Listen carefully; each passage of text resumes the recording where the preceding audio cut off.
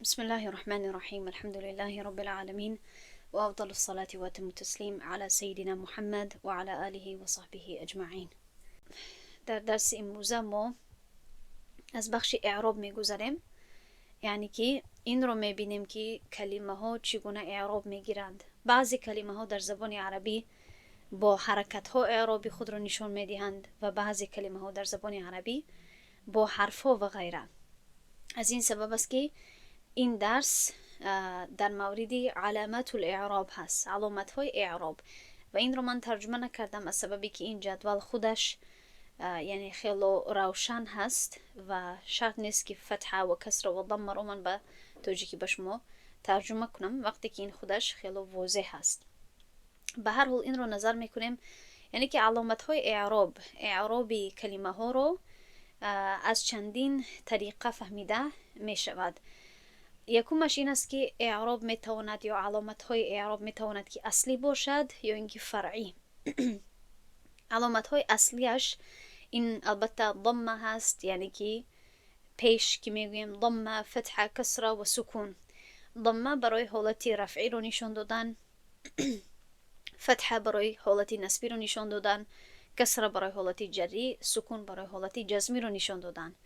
اما بعضی علامت ها می باشد که علامت های فرعی گفته می شود، یعنی که دویم درجه حساب می شوند و اینها هم همین یعنی برای همین هستند که اعرابی کلمه ها را نشان دهند که در کدام حالت قرار دارد کلمه، بعضا با الف، واو، یا و بعضا با نون و بعضا با حذف حرف علت.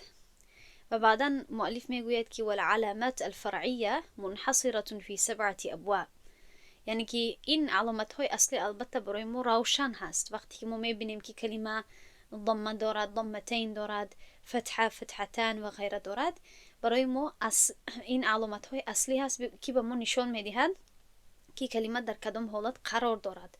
اما این علامت های فرعی هست که در چند باب ها منحصر هستند، یعنی که تنها در چند باب ها جای دارند، در بعض گروه های کلمه ها تطبیق می شوند که میگوید که در درس های آینده ما اینها رو میگذاریم.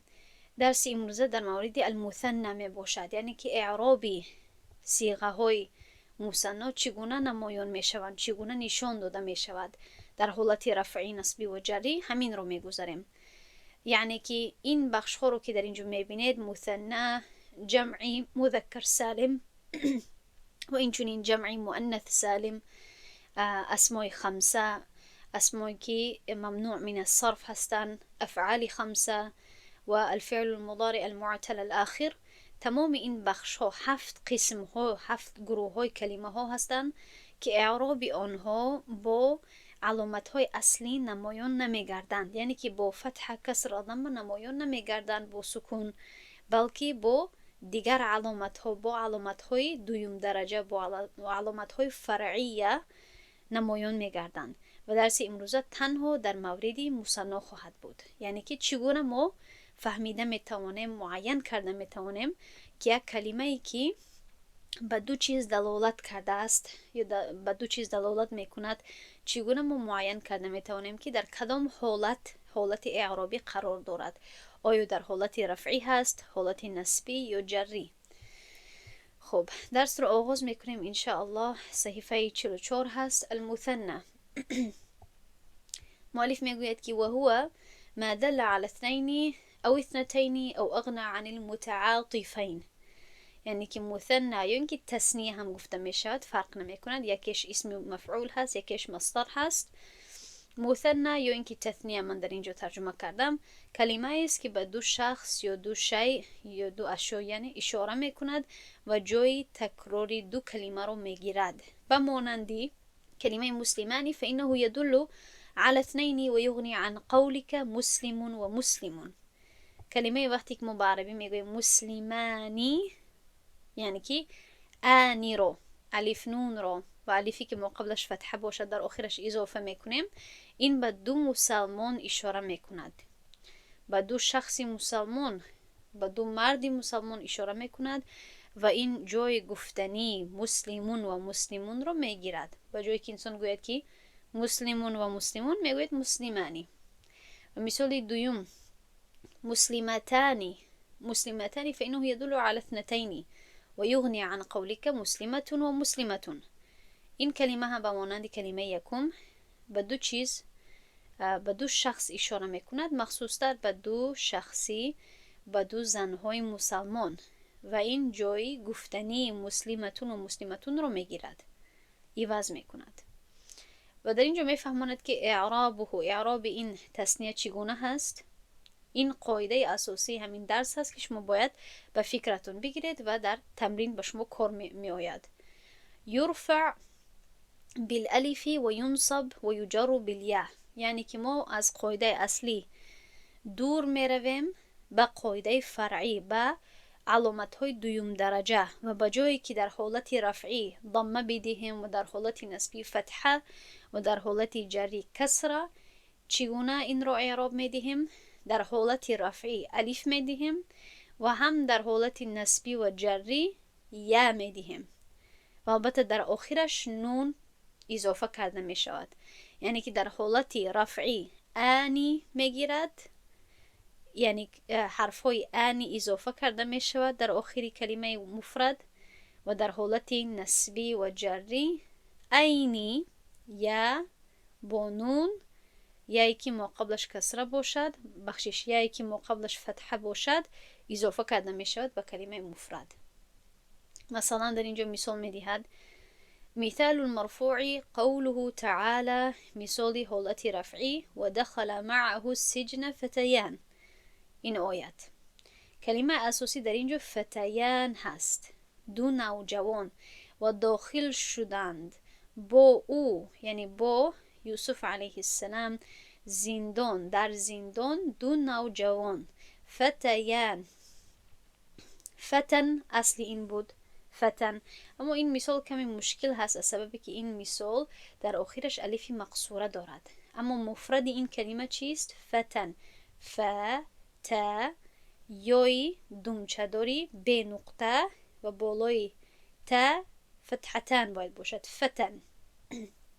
وقتی که ما به این آنی اضافه میکنیم، یای خاموش یا الف مقصوره تبدیل میشود به یای نقطه دار و یا آنی رو در آخرش میگیرد که این میشود فتیانی. البته بالای یا فتحه می آید چون که الفی ما قبلش فتحه هست. فتیانی به فتیانی تبدیل می شود. در اینجا مؤلف می گوید فتیانی فاعل مرفوع هست، علامت رفعش الف هست لانه مثنى. پس در این درس شما باید چی رو به نظر بگیرید، چی رو باید به یاد بگیرید؟ این که این فتیانی وقتی که ما اعرابش رو بیان میکنیم، حالت اعرابیش رو بیان میکنیم، ما میگوییم که علامت اعرابیش ضمه یا فتحه یا کسره نیست، بلکه الف هست. در اینجا ضمه نمیگوییم، الف میگوییم. این است علامتی اعرابیش، یعنی که با علامت های اصلی اعراب نمیگیرد بلکه با علامت های فرعی. ببینید این الف اشاره میکند که این در حالت رفعی هست. خب و در این جمله این فاعل هست. فاعل کدام حرکت، کدام عمل؟ یعنی اجرا کننده دخله.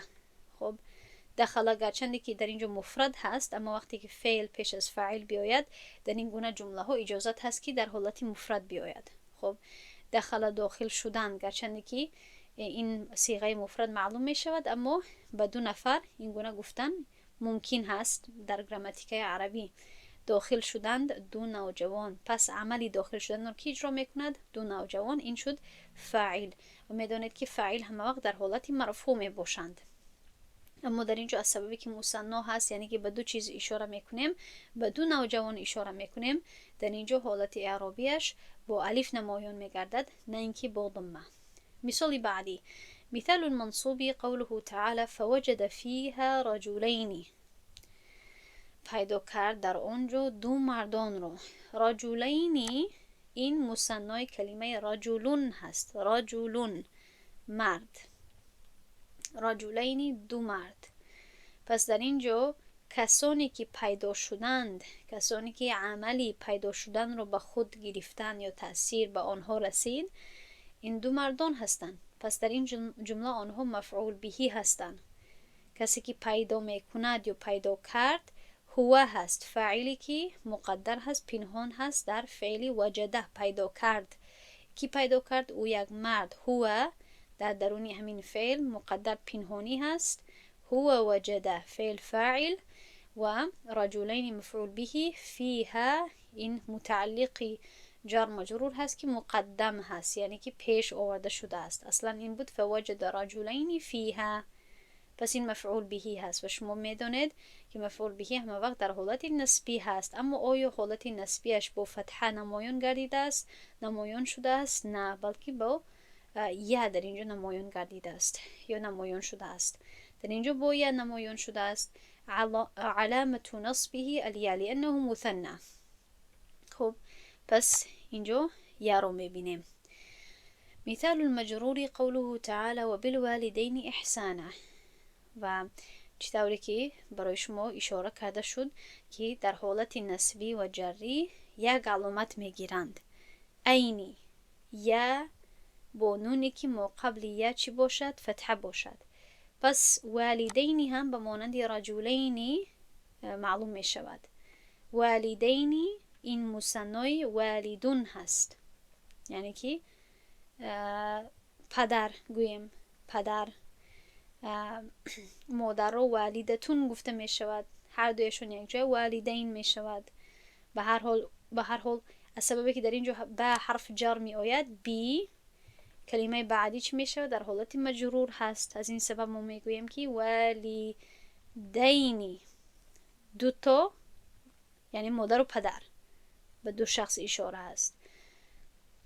و احسان کنید به مادر و پدر. به هر حال در اینجا میگوید و بالوالدین، بعد در اینجا حرف جری مبنی علی الکسر هست.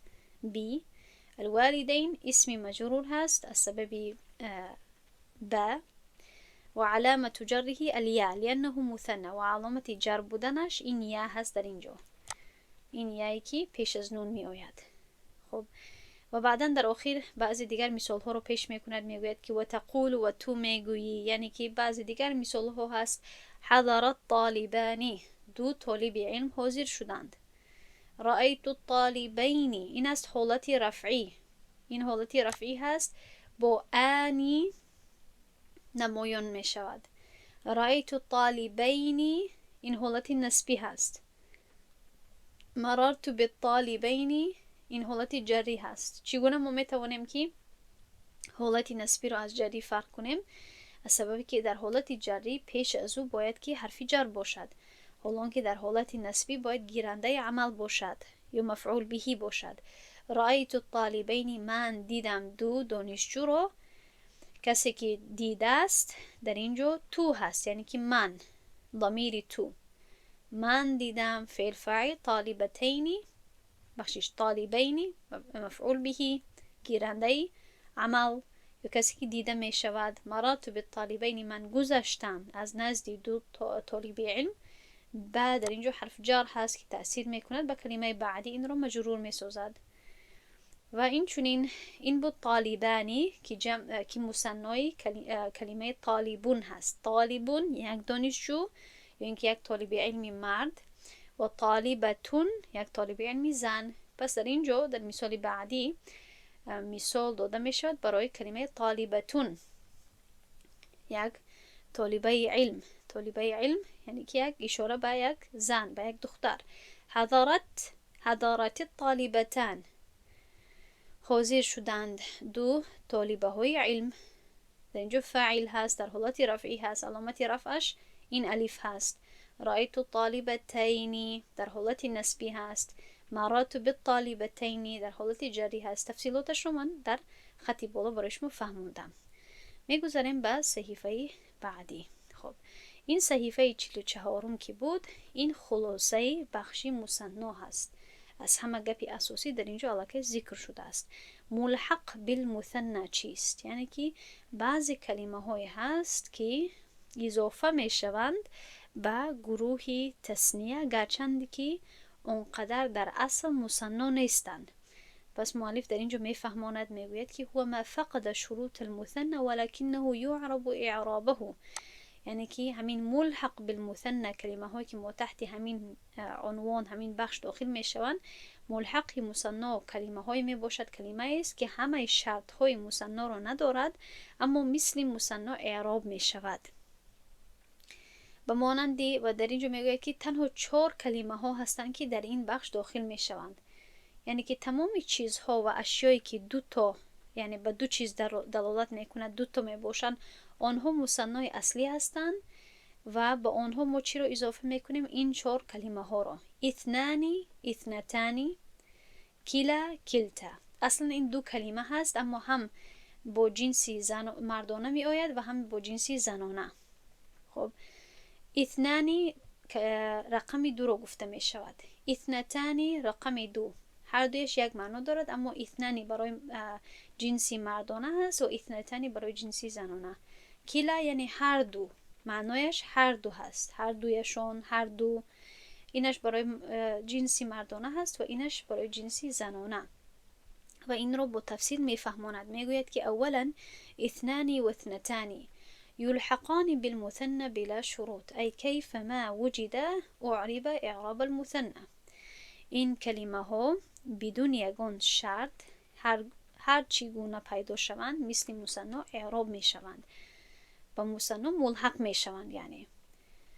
خب یعنی که خلاصه این جمله همین است که میگوید هر گونه‌ای که پیدا شوند، هر گونه‌ای که با وجود بیایند در جمله، هر گونه‌ای که در جمله باشند، باز هم به یعنی طرز اعراب کردن مثنا اینها اضافه کرده می شوند، داخل کرده می شوند. و مانندی قول الله سبحانه و تعالی فانفجرت منه 12 عینا.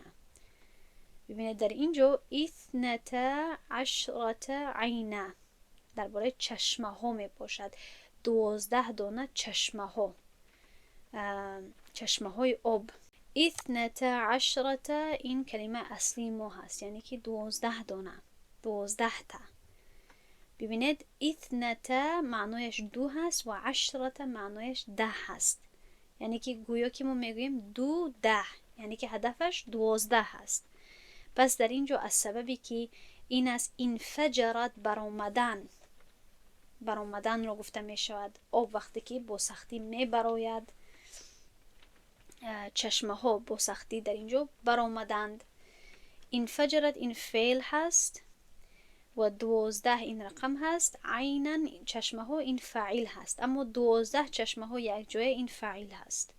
خب فاعل یعنی عمل کننده، اجرا کننده عملی برآمدن. پس در اینجا اثنتا، البته اثنتا تغییر کننده هست، اثنتا میتواند شود، اثنتایی میتواند شود. اگر باید داشته باشید در رقم ها، رقم 12 معرب هست، تغییر کننده هست. خب یعنی که بعضا میتواند در حالت رفعی بیاید، بعضا در حالت نسبی و جری. اثنتا، اثنتایی، در اینجا اثنتا آمده است فاعل مرفوع، از سببی که در اینجا مرفوع هست. از چی سبب؟ از سببی که فاعل هست، اجرا کننده عمل. و علامت رفع بودنش چیست؟ علامت رفعه الالف لأنه ملحق بالمثنى. 10 این مبنی هست على الفتح لا محل له من الاعراب. خب این الیفی که در آخرش می آید که ما اثنتا گفتیم، نه اینکه اثنتی، این الیف اشاره میکند به حالت رفعی. اما ببینید در مثال بعدی، و البته از سببی که این مضاف می شود، مضاف می شود به کلمه 10، از این سبب است که نونش افتیده است. در اصل بود اثنتانی، اما اثنتا 10 گفته می شود، نونش می افتد که این قانون رو در صحیفه های بعدی می فهماند. اما در این 2 مثال بعدی ببینید که نونش برقرار هست، یعنی که پس از الف باید نون بیاید، پس از یا باید نون بیاید، چطوری که در خودی مثنا همین گونه می باشد، گرچندی که خودی علامت الف یا اینکه یا هست، اما نون پس از آنها می آید که به تثنیه بودنش اشاره کند و در اینجا برقرار می مانند. قوله تعالی اذ ارسلنا الیهم اثنین، هنگامی که ما ارسال کردیم به طرف آنها 2 شخص را. اثنین مفعول به منصوب، در اینجا در حالت نصبی هست. ببینید اثنینی در حالت نصبی، در حالت جری هم خب این مردانه‌اش هست، این زنانه‌اش هست، اما در حالت هم نصبی و هم جری اثنینی می آید. این شکل مردانه‌اش هست. خب هم شکل زنانه‌اش در حالت نصبی و جری یک می باشند، یعنی که در بخش مثنا حالت اعرابی نصبی و جری یک می باشد، یک خیل معلوم می شود که در تمرین ها برای شما واضح می گردد. به هر حال این مفعول بهی هست، از این سبب باید در حالت نصبی باشد و در حالت نصبی آمده است. علامت نصب بودنش چیست؟ این یایی که پیش از نون می آید. علامت نصبه الیه لانه ملحق بالمثنى. و در مثال آخران حدیث لا حسد الا فی اثنتین، حسد جایز نیست مگر در مورد دو نفر، یا اینکه این گونه شرح داده می شود که اگر حسد جایز می بود پس تنها در دو خیل نفرها، دو گروه نفرها جایز می بود. به هر حال اثنتین این کلمه اساسی هست، دو، که این در شکل زنانه هست. اثنینی نیست، اثنتینی هست. اثنتینی این اسم مجرور هست از سبب فی. ببینید فی حرف جر در اینجا مقابلش اومده است و این رو در حالت جری قرار داده است. علامت جرش یا هست، یایی که پیش از نون می آید، از سببی که این ملحق بالمثنى هست، یعنی که به بخش مثنى اضافه کرده می شود. پس این بود کلمه یکمی، این بخش ملحق بالمثنى. اثنانی و اثنتانی، یعنی که در حالت رفعی ما میگوییم اثنانی، در حالت نسبی و جاری اثنینی. این رو یک خریطه کرده نویسید اگر برای شما واضح نباشد. و در حالت رفعی اثنتانی و در حالت نسبی و جاری اثنتینی میگوییم وقتی که رقم دو رو استفاده میکنیم. و بعدا دویم کلمه که ملحق بالمثنى هست کلا و کلتا است که معنای هر دو این کلمه هر دو می باشد. خب یلحقان بالمثنى بشرط الاضافه الى الضمیر، این کلمه ها رو در حالت اضافه، یعنی در حالت مضاف بودن به طرف ضمیر به تثنیه ملحق می شوند. اینها تنها با گروهی یا با بخش مثنى ملحق می شوند، داخل کرده می شوند وقتی که آنها مضاف باشند به طرف یک ضمیر، به طرف یک جوینشین. فیکونانی به هذا الشکل، پس به این شکل آنها می باشند. کلاهما، هر دوی آنها. اگر باید داشته باشید گفتم کلا یعنی هر دو، هما آنها، اینها رو باید که با یک ضمیر استفاده کرد.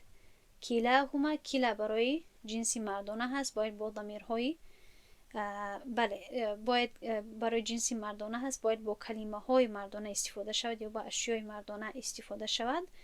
یعنی که اگر هدف انسان هر دو چیزها یا شیءهای مردانه باشد کلا رو باید استفاده کند، و اگر اشیا زنانه باشد یا نفرها زنها باشند باید کلتا استفاده شود. اما با این شکل که بعد از آنها باید ضمیر بیاید. کلتاهما، کلاهما، کلتاهما در حالت رفع. ببینید الف در آخری آنها چی میآید؟ الف می آید. اما اگر ما در حالت نسبی یا اینکه جری اینها رو استفاده کنیم این می شود کلیهما، کلتیهما، یعنی که در اصل کلی شد، کلتی شد و هما در آخرش اضافت شد، بخشش در آخرش علاوه شد. تنها هما میگوییم برای تسهیل، برای آسانی، برای زبان. در اصل این کلی هما و کلتی هما هست. هما تنها برای تخفیف بالای زبان گفته می شود. خب اکنون میگذاریم به صحیفه بعدی که بعضی مثال ها رو پیش میکند برای هر دوی همین کلمه ها و مثنی هم. خب میگوید که مثال ها حضر الرجلان کلاهما. ببینید که از جهت معنا چگونه معنا دارد. حاضر شدند مردها، دو مردها، کلاهما هر دوی آنها. الرجلان در این جمله فاعل مرفوع هست چون که اجرا کننده عملی حاضر شدن رو اجرا میکند. علامت رفعش الف هست، این الفی که در اینجا میبینید رجلانی، لانه مثنى. اکنون کلاهما قسمت یکمش کلا این توکید هست، تأکید میدهد، از جهت معنا تأکید میدهد، چون که ما الکی گفتیم که هر دوی یا دو مرد حاضر شدند، اما برای تأکید دادن جمله خودش میگوییم هر دوی آنها. پس این توکید معنوی هست، مرفوع هست. کلا سبب این الیفی که پس از لام میبینیم. علامت رفعه الف لانه ملحق بالمثنى و هو مضاف هست به این ضمیر بعدی و هما ضمیر متصل مبنی فی محل جر مضاف الیه هست. ضمیر متصل هست اما این مبنی هست، چطوری که باید دارید ضمیرها همه وقت مبنی می باشن، اما این در محل در جایگاهی جر هست از سببی که مضاف الیه هست. این گونه برای ما مؤلف طرزی ترکیب کردن یا اینکه حالت اعرابی این جمله رو بیان کردن رو در اینجا برای ما چی کرده است؟ نویسنده است، خب نشان داده است. به هر حال در این جمله هست که در این جمله هر دو این کلمه ها در حالت چی بودن؟ در حالت رفعی بودن. در این جمله بعدی نظر کنید، رأیت الرجلین کلیهما، من دیدم دو مرد رو، هر دوی آنها رو. رجلین مفعول به منصوب هست از سببی که گیرنده عمل هست. رأیت من دیدم فعل فاعل شد. رجلین دو مرد ها رو، این شد مفعول به، برای همین منصوب هست. علامت نصبه الیه، این یایی که پیش از نون هست علامتی نصبش هست، لانه مثنى، چون که این مثنای حقیقی هست. کلیهما در اینجا کلیهما هر دویشون رو میگوید که کلیهما توکید معنوی هست، منصوب هست، یعنی که از همین کلمه کلی توکید معنوی هست، در حالت نسبی هست. علامت نصبه الیه لانه ملحق بالمثنى و هو مضاف، یعنی که تنها کلی رو در نظر دارند. کلی نمیدونم از چی سبب این رو نشکست و مانند این بلوگیش، اما الکی میفهمیم. کلی در اینجا برای تاکید دادن به معنا استفاده می شود. علامتی نسبش یا هست از سببی که این کلمه هست که اضافه کرده می شود، ملحق هست به بخشی مثنی. و هما در اینجا چیست؟ از سببی که مضاف الیه هست، البته می دانیم که در محل جر هست، یعنی ضمیر هست، ضمیر متصل هست، مبنی هست. می توانیم بگیم که مبنی علی السکون، مثلا هما مبنی هست فی محل جر مضاف الیه هست، در جای جر هست مضاف الیه، برای اون که کلی مضاف هست، هما مضاف الیه هست. یعنی گپی اساسی در اینجا این است که رجلینی و هم کلی در حالت نسبی قرار دارند، برای اون که هر دوی آنها آن کسانی هستند یا کلمه هایی هست که گیرنده عمل هستند، عملی دیده شدن. و در آخران جمله مررت بالرجلین کلیهما، من گذشتم از نزد دو مردها هر دوی آنها. الرجلین در اینجا اسم مجرور هست، علامت جره الیه، این یایی که میبینید این چیست؟ این علامت جر بودنش هست از سببی که این کلمه رجلینی مثنای حقیقی هست. کلیهما، کلی این ملحق بالمثنى هست، البته برای تاکید دادن به جمله استفاده می شود و در حالت جری هست. علامت جره الیه هست، این یایی که در اینجا میبینید، لانه ملحق بالمثنى و این مضاف هست. هما عین چیز هست، مضاف الیه هست، مبنی فی محل جر مضاف الیه، ضمیر متصل هست.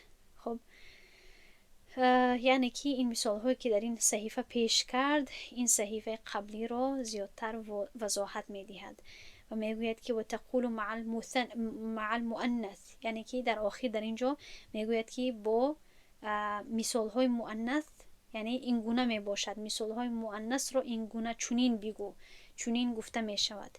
حضرت المرأتان کلتاهما،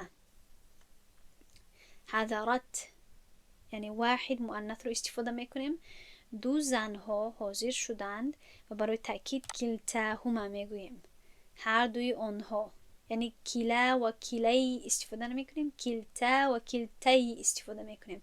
چی اضافه شده، چی علاوه شده؟ این تا پیش از الف و پیش از یا. حاضر شد دو زنها هر دوی آنها، این تأکیدی معنوی هست. رأیت المرأتین کلتیهما، من دیدم دو زنها رو، هر دوی آنها رو. کلتیهما، مررت بالمرأتین کلتیهما، من گذشتم از نزد دو زنها هر دوی آنها. خب یعنی که همین رو حفظ کنید که کلا، کلی در حالت نسبی و جری، کلتا برای زنانه در حالت رفعی و کلتی در حالت نسبی و جری برای شکل زنانه، جنسی زنانه. خب دو صحیفه مونده است انشاءالله. اکنون در اینجا میگوید که خب تا اینجا شما در مورد دو چیز یاد گرفتید، دو گپی اساسی گذاشتیم، مثنى و ملحق بالمثنى. مثنى هر یک کلمه تثنیه رو گفته می شود. یعنی که تثنیه اون چیزی رو گفته می شود که به دو اشیا، به دو چیز اشاره کند، دلالت کند، حقیقتا باشد. دو کتاب، دو دفتر، دو زن، دو مرد، اینها حقیقی تثنیه یا مثنا حسابیده می شوند. دویم بخش بود ملحق بالمثنى، یعنی که دو کلمه رو در نظر داشتیم یا 4 کلمه رو اگر خواهید، کلا، کلتا، اثنا، اثنتا. کلمه ای که معنایش رقم 2 بود، اثنا، اثنتا برای زنانه و مردانه، و کلا و کلتا که معنایش هر دو هست، برای تأکید استفاده می شود. این نقطه های اساسی رو به یاد خود بگیرید. اکنون سوم جای اساسی درس امروزه این می باشد که وقتی که کلمه های مثنا یا این که حتی اگر ملحق بالمثنا باشند، اگر مضاف شوند در مرکب اضافی، چگونه شکل آنها تبدیل می شود. این بحثی آخران هست. متوجه شود. میگوید که فإن أضيف إلى اسم ظاهر أعرب إعراب الاسم المقصور أي بالحركات المقدرة على الألف للتعذر. میگوید که اگر این کلمه های ملحق را اول در نظر دارد، یعنی که کلا و کلتا و اثنا، اثنتا، اگر اینها با یک اسم ظاهر، یعنی که با یک کلمه یک اسمی که ظاهر باشد، مقدر نباشد، پنهانی نباشد، اگر اضافت داده شود، نسبت داده شود، پس همون کلمه هایی که زیر سوال هست، همین کلمه های ملحق بالمثنى، اعرابی تقدیری میگیرند، اعرابی اسم های مقصوره رو میگیرند. یعنی که با حرکت های تقدیری بالای الف ترکیب کرده میشوند، اعراب میگیرند از سبب غیر ممکن بودنی ظاهر شدن اعرابی آنها. مثلا میگوید حضر کلا رجلین، مثلا در اینجا میگوید که حضر کلا رجلین، حضر کلا رجلین، یعنی که حاضر شدند هر دوی مردها. کلا در اینجا فاعل مرفوع هست، علامت رفعه الضمه المقدره على الف. این الفی که در آخرش هست، میگوید که ما باید اینگونه تصور کنیم که گویا بالای همین الف ضمه مقدره هست، ضمه پنهانی وجود دارد و البته ظاهر نمیگردد از سبب تعذر، از سبب غیر ممکن بودن، و این مضاف هست به این اسم ظاهری که رجلینی هست. و این از چی سبب در حالت جری هست؟ از سببی که مضاف الیه هست. که حاضر شدک اجرا کننده عمل کیست؟ هر دوی مردها. پس مضاف و مضاف الیه هر دوی این کلمه ها مرکب اضافی شده فاعل هستند، هر دوی آنها فاعل هستند. خب اما البته در اینجا حالت جری مضاف الیه باید که تقدیم داده شود، یعنی که بالا گذاشته شود، یا اینکه میپوشاند حالت رفعی را، و تنها حالت رفعی در مضاف در اینجا نمایان میگردد. از این سبب است که رجلینی مضاف الیه هست، مضاف الیه مجرور، علامت جره الیه هست، این یا علامت جر بودنش هست از سببی که مثنی هست. فهمیدید؟ پس مضاف الیه هر دویش یک جای شده فاعل هست، فعل و فاعل هست. خب اما تأثیر یا اینکه اعراب فاعل تنها در یکم قسمتی این مرکب اضافی نمایان میگردد که در کلا معلوم می شود با این الف. اما بالای این الف، البته این الف علامت اعرابی ما نیست، از سببی که در اینجا ما این مضاف شد، پس ما باید بگوییم که این مرفوع هست، اما علامت رفع بودنش ضمه پنهانی هست بالای این الف.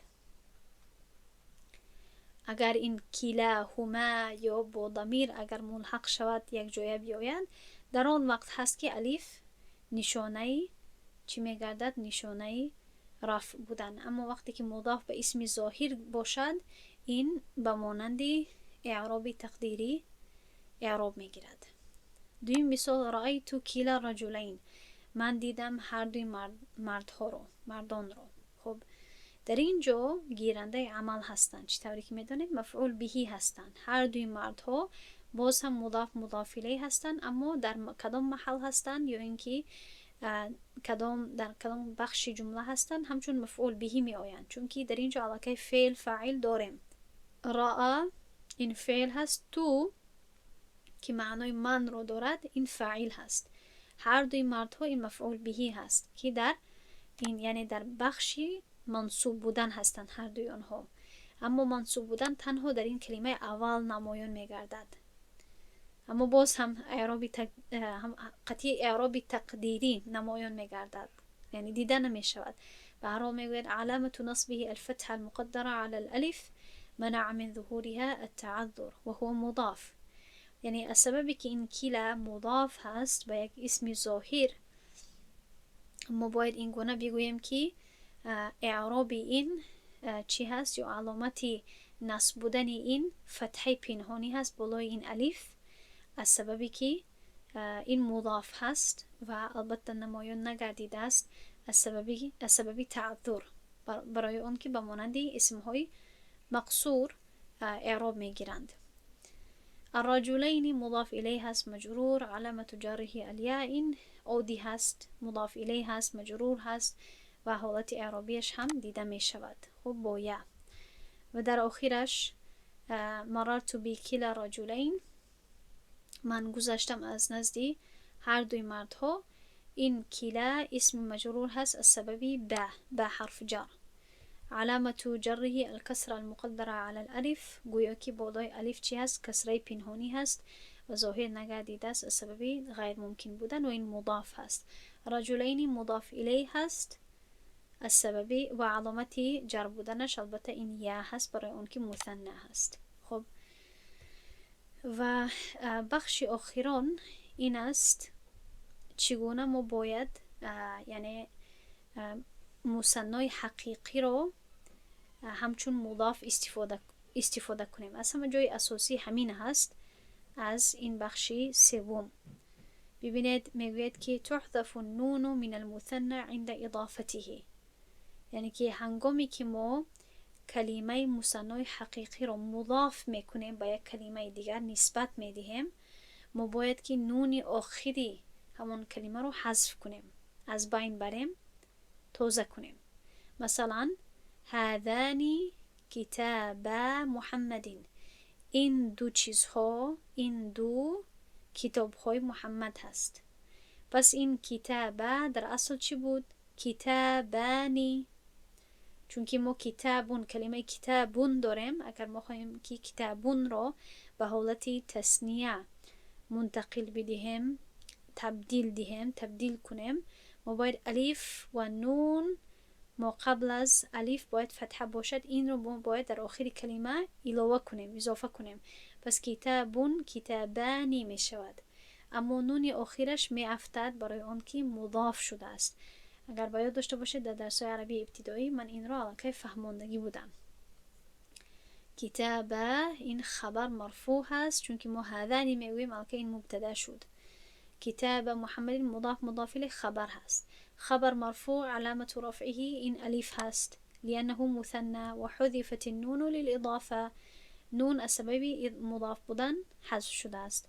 قرأت کتابی محمد، من قرائت کردم، من خوندم هر دوی کتابی محمد را. پس در این اصلا چی بود؟ کتابینی بود. کتابینی، کتابون، کتابانی در حالت رفعی، کتابینی در حالت نسبی و جری. کتابینی از این کلمه نون حذف شد و در اینجا مفعول بهی هست، چون که گیرنده قرائت کردن شد، مفعول بهی هست.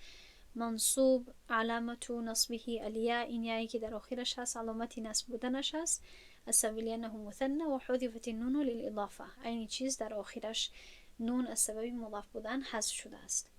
علقت على کتابی محمد، من تعلیق نوشتم بالای کتابی محمد، یعنی که علی در اینجا می آید حرف جر. کتابی هر دوی کتابی محمد، پس کتابینی بود کتابی شد، اسم مجرور بعلى و علامت جره الیاء، یا علامت جر بودنش هست. لأنه مثنى و حذفت النون للإضافة. نون از سبب مضاف بودن حذف شد. و بعضی آیت های قرآنی رو همچون مثال در اینجا پیش میکند. قوله تعالی تبت یدا ابی لهب و تب. این کلمه یدا اصلا چی بود؟ یدانی، دو دست ها، یدون یدانی.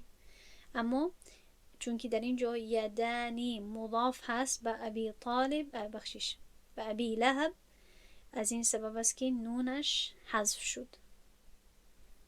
یدانی ابی لهب نشد، یدا ابی لهب. واتلو علیهم نبأ ابنی آدم بالحق. خبر یا قصه هر دوی پسرهای آدم علیه السلام. ابنینی بود چون که ابنون معنایش پسر هست. ابنانی شکلی مثناش هست اما در حالت عمومی، در حالت رفعی و در حالت نسبی و جاری ابنینی می شود. اما ببینید که چطور از آخری ابنینی نون حذف شد، ابنی آدم شد. ابنی. فکان ابواه مؤمنین. این کلمه ابواه مضاف هست به ضمیر هو. بود پدر و مادرش مؤمن. این است اصلا ابون. این کمی فرق میکنه، کمی شکلش دیگر هست، اما ابون بعد ابانی نمیشود، ابوانی میشود. واو در اینجا باید اضافه کنیم از یک سبب بیرونی. ابوانی چون که این اسمی یکی از اسمهای خمسه می باشد، یعنی اسمهای کوتاه هست، از این سبب واو در اینجا اضافه کرده می شود. اما به هر حال ابوانی، ابوینی. پس این اصلا هست ابوانیهو، اما نون حذف می شود، ابواهو می گردد. دیدید؟ یعنی که در تمام این مثال ها وقتی که کلمه های مثنای حقیقی نسبت داده می شوند، یعنی در بخشی یا در قسمتی مضاف می آیند، نونی که در آخر آنها هست چی در حالت رفعی باشد چی در حالت نسبی و جری حذف می گردند، حذف می شوند. خب این یک تعلیق هست، مفید هست در آخر. خودتون انشالله بخونید. و فکرم در موردی از چی سبب در آخری مثنى نون می آید، گرچندی که علامتش الف و یا هست. این رو خوانید در وقت خود. انشالله اکنون ما می گذاریم به تمرین امروزه.